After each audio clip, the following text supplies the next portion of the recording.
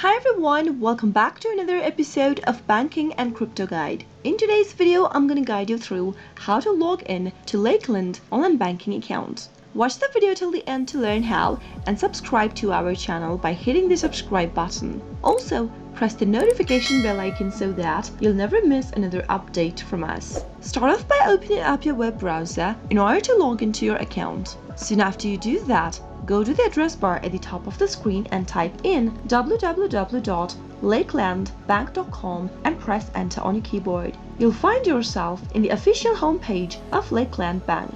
If you don't have an online banking account yet, click on the Open an Account link at the top right hand and follow the on-screen prompts in order to register yourself to a new account. If you already have an account, click on the Access ID text box at the upper left hand. In the login area that pops up, select your account type and type in your Access ID in the text field. After you're done, head over to the password field and type in your online banking account's password. Make sure to type in your information correct. If you don't remember your password, you can click on the Forgot Password link right beneath the password box and follow the on-screen prompts in order to reset to a new password. If you're not enrolled into online banking yet, then you'll need to enroll by clicking on this Enroll Today link and follow the on-screen prompts in order to register yourself. Soon after you're done typing your information is correct and you're ready to log into your account, click the Login button, and that is how you'll be able to get access to your online banking account for Lakeland Bank.